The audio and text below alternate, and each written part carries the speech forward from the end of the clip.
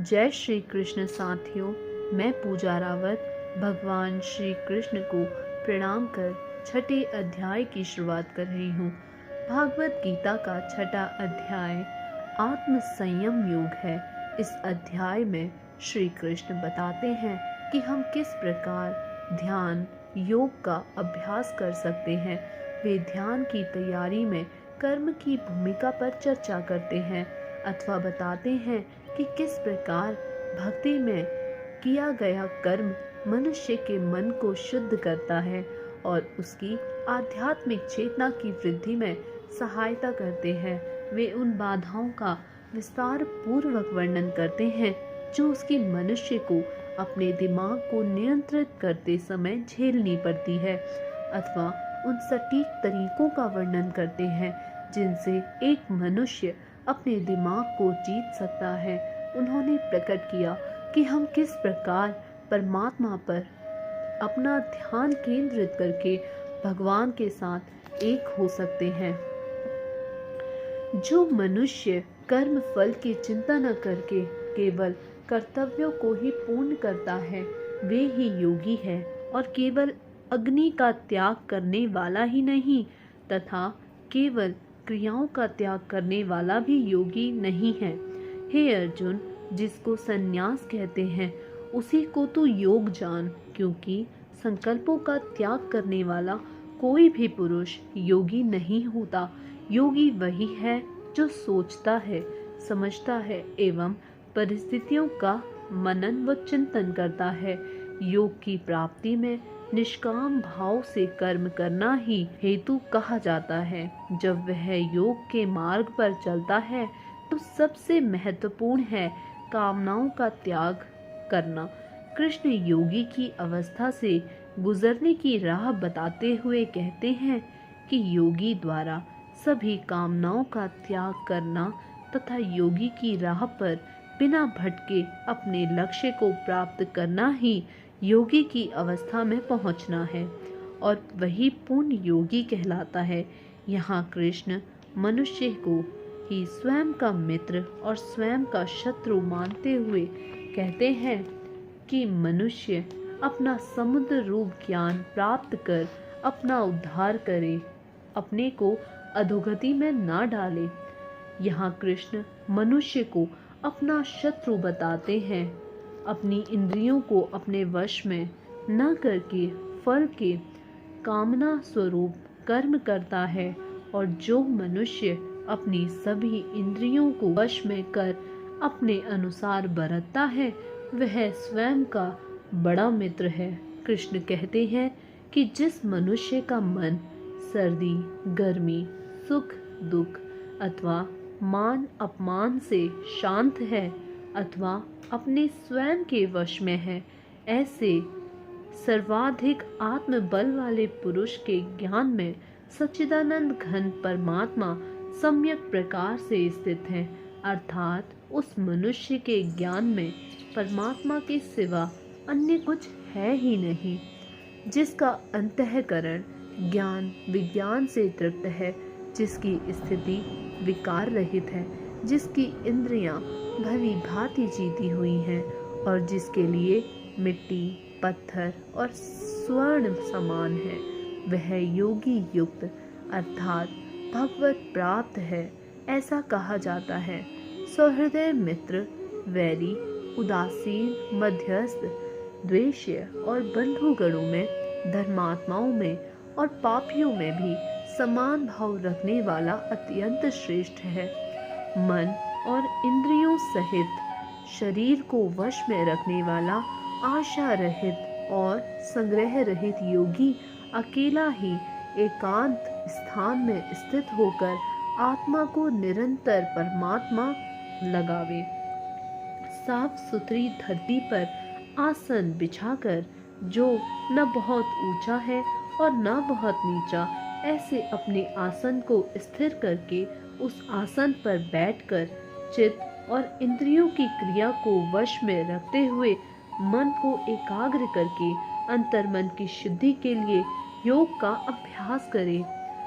कृष्ण योग अवस्था में कैसे बैठे इसे समझा रहे हैं। अपने शरीर, सिर और गले को समान अचल धारण करके अपनी नाक को आगे के हिस्से पर दृष्टि जमाकर अन्य दिशाओं में ना देखते हुए बैठें और बैठे हुए आप सिर, कंधे और शरीर का बाकी हिस्सा सीधा रखें। ऐसा करके अपने मन को आप नियंत्रित कर सकते हैं। कृष्ण बताते हैं कि हे अर्जुन, वश में किए हुए मन वाला योगी इस प्रकार आत्मा को निरंतर मुझ परमेश्वर के स्वरूप में लगाता हुआ मुझ में रहने वाली परमानंद की पराकाष्ठा रूप शांति को प्राप्त होता है। कृष्ण बताते हैं कि हे अर्जुन, ये योग ना तो बहुत ज्यादा खाने वाले को और ना बिल्कुल ना खाने वाले को और ना ज्यादा सोने वाले को और ना सदा जागने वाले को ही मिलता है। हे अर्जुन, वश में किए हुए मन वाला योगी इस प्रकार आत्मा को निरंतर मुझ परमेश्वर के स्वरूप में लगाता हुआ मुझ में रहने वाली परमानंद की पराकाष्ठा शांति को प्राप्त होता है। दुखों का नाश करने वाला योग तो यथा योग्य आहार विहार करने वाले का, कर्मों में यथा योग्य चेष्टा करने वाले का और यथा योग्य सोने तथा जागने वाले का ही सिद्ध होता है। अत्यंत वश में किया हुआ चित्त जिस काल में परमात्मा में ही भली भांति स्थित हो जाता है, उस काल में संपूर्ण भोगों से स्पृहा रहित पुरुष योग युक्त है। ऐसा कहा जाता है, जिस प्रकार वायु रहित स्थान में दीपक को जलाना कठिन है, वैसी ही उपमा परमात्मा के ध्यान में लगे हुए योगी के जीते हुए चित्त की कही गई है। योग के अभ्यास से निरुद्ध चित्त जिस अवस्था में उपराम हो जाता है और जिस अवस्था में परमात्मा के ध्यान से शुद्ध हुई सूक्ष्म बुद्धि द्वारा परमात्मा को साक्षात करता हुआ सच्चिदानंद घन परमात्मा में ही संतुष्ट रहता है, इंद्रियों से अतीत केवल शुद्ध हुई सूक्ष्म बुद्धि द्वारा ग्रहण करने योग्य जो अनंत आनंद है, उसको जिस अवस्था में अनुभव करता है और जिस अवस्था में स्थित यह योगी परमात्मा के स्वरूप से विचलित होता ही नहीं, परमात्मा की प्राप्ति रूप जिस लाभ को प्राप्त होकर उससे अधिक दूसरा कुछ भी लाभ नहीं मानता और परमात्मा प्राप्ति रूप जिस अवस्था में स्थित योगी बड़े भारी दुख से भी चलायमान नहीं होता, जो दुख रूप संसार के संयोग से रहित है तथा जिसका नाम योग है, उसको जानना चाहिए। वह योग न उकताए हुए अर्थात धैर्य और उत्साह युक्त चित्त से निश्चय पूर्वक करना कर्तव्य है। संकल्प से उत्पन्न होने वाली संपूर्ण कामनाओं को निशेष रूप से त्याग कर और मन के द्वारा इंद्रियों के समुदाय को भी और से भली भांति रोक कर कर्म क्रम से अभ्यास करता हुआ उपरति को प्राप्त हो तथा धैर्य युक्त बुद्धि के द्वारा मन को परमात्मा में स्थित करके परमात्मा के सिवा और कुछ भी चिंतन न करे। यह स्थिर न रहने वाला और चंचल मन जिस जिस शब्दादि विषय के निमित्त से संसार में विचरता है, उस विषय में रोककर यानी हटाकर इसे बार बार परमात्मा में ही निरुद्ध करे। क्योंकि जिसका मन भली प्रकार शांत है, जो पाप से रहित है और जिसका रजोगुण शांत हो गया है, ऐसे इस सच्चिदानंद घन ब्रह्म के साथ एक ही भाव हुए योगी को उत्तम आनंद प्राप्त होता है। वह पाप रहित योगी इस प्रकार निरंतर आत्मा को परमात्मा में लगाता हुआ सुख पूर्वक ब्रह्म परमात्मा की प्राप्ति रूप अनंत आनंद का अनुभव करता है। सर्वव्यापी अनंत चेतन में एक ही भाव से स्थिति रूप योग से युक्त आत्मा वाला तथा सब में संभाव से देखने वाला योगी आत्मा को संपूर्ण भूतों में स्थित और संपूर्ण भूतों को आत्मा में कल्पित देखता है। जो पुरुष संपूर्ण भूतों में सबके आत्म रूप मुझ वासुदेव को ही व्यापक देखता है और संपूर्ण भूतों को मुझ वासुदेव के अंतर्गत देखता है, उसके लिए मैं अदृश्य नहीं होता और वह मेरे लिए अदृश्य नहीं होता। जो पुरुष एक ही भाव में स्थित होकर संपूर्ण भूतों में आत्म रूप से स्थित मुझ सच्चिदानंद घन वासुदेव को भजता है, वह योगी सब प्रकार से बरतता हुआ भी मुझ में ही बरतता है। हे अर्जुन, जो योगी अपनी भांति संपूर्ण भूतों में सम देखता है और दुख अथवा दुख को भी सब में सम देखता है, वह योगी परम श्रेष्ठ माना गया है। अर्जुन बोले, हे मधुसूदन, जो यह योग आपने संभाव से कहा है, मन के चंचल होने से मैं इसकी नित्य स्थिति को नहीं देखता हूँ, क्योंकि हे श्री कृष्ण, यह मन बड़ा चंचल प्रमथन स्वभाव वाला है, बड़ा दृढ़ और बलवान है, इसलिए उसका वश में करना मैं वायु को रोकने की भांति अत्यंत दुष्कर मानता हूँ। श्री भगवान बोले, हे महाबाहो, निसंदेह मन चंचल और कठिनता से वश में होने वाला है, परंतु हे कुंती पुत्र अर्जुन, यह अभ्यास और वैराग्य से वश में होता है। जिसका मन वश में किया हुआ नहीं है, ऐसे पुरुष द्वारा योग दुष्प्राप्य है, और वश में किए हुए मन वाले प्रयत्नशील पुरुष द्वारा साधन से उसका प्राप्त होना सहज है। यह मेरा मत है।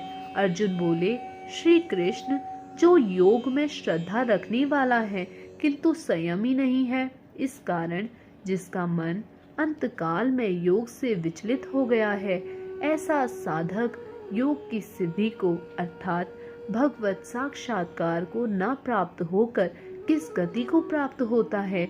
हे महाभाव, क्या वह भगवत प्राप्ति के मार्ग में मोहित और आश्रय रहित पुरुष छिन्न भिन्न बादल की भांति दोनों ओर से भ्रष्ट होकर नष्ट तो नहीं हो जाता? हे कृष्ण, मेरे इस संशय को संपूर्ण रूप से छेदन करने के लिए आप ही योग्य हैं, क्योंकि आपके सिवा दूसरा इस संशय को छेदन करने वाला मिलना संभव नहीं है। श्रीमान भगवान बोले, हे पार्थ, उस पुरुष का न तो इस लोक में नाश होता है और न परलोक में ही, क्योंकि हे प्यारे, आत्मोद्धार के लिए अर्थात भगवत प्राप्ति के लिए कर्म करने वाला कोई भी मनुष्य दुर्गति को प्राप्त नहीं होता। योग्य भ्रष्ट पुरुष पुण्यवानों लोकों को अर्थात स्वर्गादि उत्तम लोकों को प्राप्त होके उनमें बहुत वर्षों तक निवास करके फिर शुद्ध आचरण वाले श्रीमान पुरुषों के घर में जन्म लेता है, अथवा वैराग्यवान पुरुष उन लोकों में न जाकर ज्ञानवान योगियों के ही कुल में जन्म लेता है। परंतु इस प्रकार का जो यह जन्म है सो संसार में निसंदेह अत्यंत दुर्लभ है। वहाँ उस पहले शरीर में संग्रह किए हुए बुद्धि संयोग को अर्थात राम बुद्धि योग के संस्कारों को अनायास ही प्राप्त हो जाता है, और हे कुरुनंदन, उनके प्रभाव से वह फिर परमात्मा की प्राप्ति रूप सिद्धि के लिए पहले से भी बढ़कर प्रयत्न करता है। वह श्रीमानों के घर जन्म लेने वाला योग्य भ्रष्ट पराधीन हुआ भी उस पहले के अभ्यास से ही निस्संदेह भगवान की ओर आकर्षित किया जाता है, तथा समबुद्धि रूप योग का जिज्ञासु भी वेद में कहे हुए सकाम कर्मों के फल को उल्लंघन कर जाता है। परंतु प्रयत्न पूर्वक अभ्यास करने वाला योगी तो पिछले अनेक जन्मों से संस्कार बल से इसी जन्म में संसंधि होकर संपूर्ण पापों से रहित हो फिर तत्काल ही परम गति को प्राप्त हो जाता है। योगी तपस्वियों से श्रेष्ठ है, शास्त्र ज्ञानियों से भी श्रेष्ठ माना गया है, और सकाम कर्म करने वालों से भी योगी श्रेष्ठ है। इससे हे अर्जुन, तू योगी हो। संपूर्ण योगियों में भी जो श्रद्धावान योगी मुझ में लगे हुए अंतरात्मा से मुझको निरंतर भजता है, वह योगी मुझे परम श्रेष्ठ मान्य है। इस प्रकार उपनिषद, ब्रह्म विद्या तथा योग शास्त्र रूप श्रीमद् भागवत गीता के श्री कृष्ण अर्जुन संवाद में आत्म संयम योग नामक छठा अध्याय संपूर्ण होता है। आशा करती हूँ कि आपको हमारा यह अध्याय पसंद आया होगा। इसे शेयर और लाइक करें। धन्यवाद।